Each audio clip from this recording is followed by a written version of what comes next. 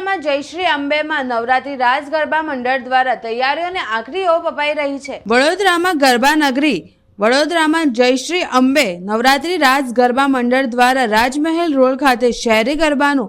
67 વર્ષથી આયોજન કરવામાં આવે છે। આ વર્ષે પણ ભવ્ય આયોજન થયું હોય આયોજકો તૈયારીની આખરી ઓપ અપાઈ રહી છે। ચાર દરવાજા વિસ્તારમાં મારી દીકરી મારા આંગણે થીમ સાથે આ વર્ષે પણ ગાયક નીતિન પટેલ અને નિધિ પટેલના કંઠે ખેલૈયાઓ ઝૂમશે। આખા વિશ્વમાં જ્યારે કલા નગરીને સંસ્કારી નગરીની જોડે જોડે હવે ગરબા નગરી બી થઈ ગઈ છે, એવી વડોદરામાં શેરી ગરબા આખા રાજમહેલ રોડ પર દયાળપુરના ખાંચામાં એટલે જયશ્રી અંબે નવરાત્રી રાસ ગરબા મંડળ તરફથી છેલ્લા 67 વર્ષથી કરવામાં આવે છે અને એનું આયોજન ચાલુ વર્ષે બી ખૂબ સારી રીતે થઈ રહ્યું છે।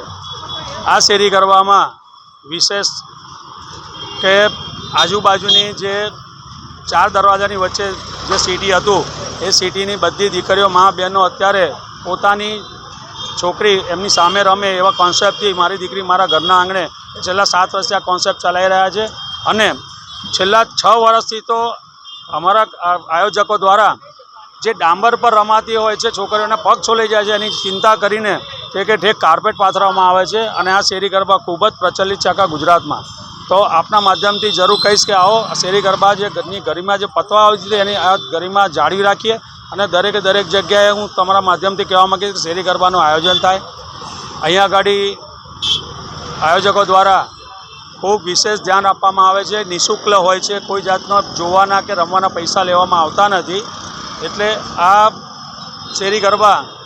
એટલા માટે વધુ પ્રચલિત છે કે દરેક બહેનોને, દરેક ઉંમરની બહેનોને, દરેક જાત પાત કર્યા વગર બધી જ છોકરીઓને અહીં રમવા દેવામાં આવે છે। અહીંયા એક પહેલું જ આખા વડોદરામાં મંડળ એવું છે જ્યાં રાસ રમાડીએ છીએ, જે રાસની રમઝટ જે વર્ષો પહેલાં લુપ્ત થઈ ગયેલી અહીંયા જોવા મળે છે। એટલે ખૂબ સારું આયોજન આ વખતે થઈ રહ્યું છે અને વિશેષ તો ગમે તેટલો વરસાદ પડે, આપણા અંબાલાલ કાકા કહી ગયા છે કે ભાઈ 5 તારીખ સુધી વરસાદ છે, પણ આપણા માધ્યમથી જરૂર જણાવીશ કે બધે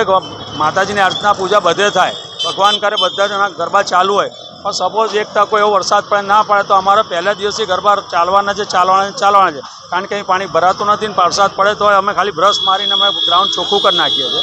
એટલે વરસાદમાં બી અમે આ ગરબા ચાલુ રાખવાના છે। સરકારશ્રી તરફથી કહેવામાં આવ્યું છે વર્બલી કે ભાઈ 5 વાગ્યા સુધી ગરબા ચલાવશો, પણ અમે ને અમારા આયોજક અને પોલીસવાળાની જોડે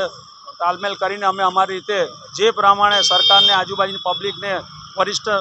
નાગરિકોને, વિદ્યાર્થીઓને કોઈને બી તકલીફ ના પડે એ પ્રમાણે અમે સમાજને, આજુબાજુના લોકોને જોઈને એ પ્રમાણે બંધ કરીશું અને રાબેતા મુજબ ગરબા ચાલુ રહેશે।